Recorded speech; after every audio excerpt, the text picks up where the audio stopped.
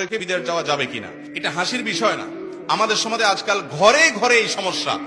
বিশেষ করে প্রবাসী বেচারারা সারা জীবন বিদেশে পৌঁছে। আমার খুব মায়া হয় এদের জন্য। যত প্রবাসী পাইছি আমি বলি, ভাইরে একটা সময় পর্যন্ত চাহিদাকে সংক্ষেপ করে দেশে চলে আসেন আল্লাহর হস্তে। বিদেশে বিশেষ করে মিডিল ইস্টে যারা যায়, আমি দেখছি বেশিরভাগ ভাইদের এই অবস্থা।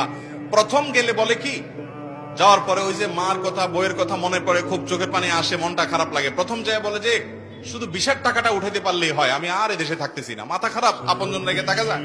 কিন্তু ওখানকার হালুয়া রুটি ভালো করে খাওয়ার পরে এত মজা পেয়ে যায়, এরপরে বলে যে আচ্ছা ভিসার টাকা যেহেতু উঠছে, একটু বাড়িতে একটা দালান ঘর করতে পারলে চলে যাবো। এরপরে দালান ঘরও হয়ে যায়। তারপরে বলে আচ্ছা দালান ঘর তো হয়ে গেছে, আর একবার যাব শুধুমাত্র ওই শহরে আমাদের টাউনে একটা ছোট্ট দুটা দোকান করে দিলে ভাড়া পাবো।